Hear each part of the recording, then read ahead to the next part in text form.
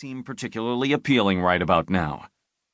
Charley, who knew him fairly well, called, "I'm setting that car down in 30 seconds.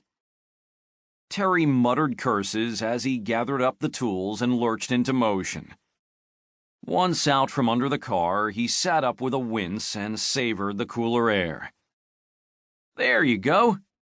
Charley lowered the car to the floor. "You took your sweet time on that one." Terry busied himself with putting the tools away. "It's important to be thorough." "Daydream, you mean?" "You know what I'm focusing on," Terry said in an undertone. "Yeah." Charley wiped his hands on a rag and hiked up his pants. "Just giving you shit. I'm lucky to have wound up with such wonderful friends." Terry rolled his eyes, although he couldn't keep the smile off his face. "If one of you isn't around to give me crap, the other one always steps up." "That's us." Charley popped the hood on his next project. "Keeps you on your toes." He glanced around to see if Harry, the other mechanic on staff that day, was out of earshot. "So, what are you thinking?" Terry sighed. "It's complicated." "What are you, a teenaged girl?" "As usual, I'm not getting the reference. I'll be back in a sec. Unless...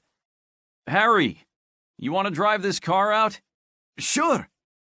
Harry had reappeared, a swarthy man with almost blue-black hair and a ready grin. He held his hands out for the keys Terry tossed him and put up the shop door to take the car out to the parking lot. Terry spoke quickly while the other man was gone. "When I was a detective, no way I would have let a suspect get away like I did there. I'd have charged after him." "You'd be dead now, you mean," Charley said. "That bastard ejected his claws at you like some kind of sentient porcupine, and he was on his home turf. If you told me you were going to hunt wolves, well, I'd ask why, but I'd also tell you not to go into their dens." "I thought wolves were dangerous." Terry was confused. "Not usually to humans," Charley said. "They keep to themselves unless they're starving. They'll try to get livestock, sure, but that's life, owning livestock." "Huh. The more you know, I guess." Terry banged his knuckles when the wrench slipped. "Damned tiny fucking... I'd say you should stick to the bigger cars, but if you haven't learned that in 2 years, you're not going to learn it now," Charley snorted. Harry, who had come back in, laughed as well. "I'm surprised he hasn't broken more of them." "Glad to exceed everyone's expectations," Terry said dryly. "What do you both say to some music? I need a break from all the compliments." He, Charley, and Harry finished up their shifts to the strains of various rock songs.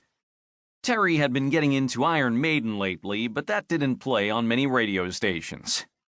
When the next set of mechanics came in, they handed off the remaining jobs and headed out into the back room, where Harry grabbed his motorcycle helmet and waved a cheery goodbye to the other two. He was talkative, but he was a good kid, Terry thought. The worst that one could say about him was that his relentless energy made Terry feel old. "Heading back to your apartment?" Charley asked Terry. "Yeah." Terry and Charley had spent a great deal of the past days at Angelina's apartment, where her computer setup and various security devices formed the current core of the team's search for the Butcher.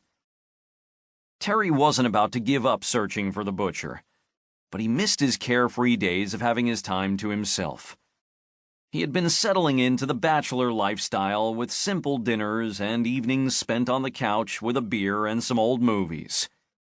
B-movies, it turned out, were the same all over the known universe.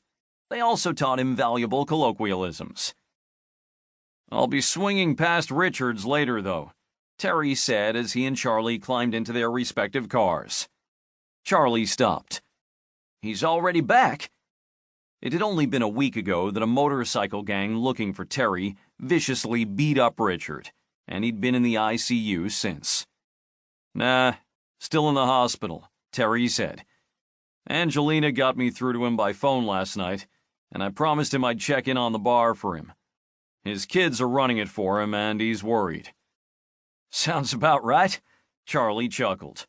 "I remember him telling me once that he didn't think any of them should inherit it, and that none of them wanted to."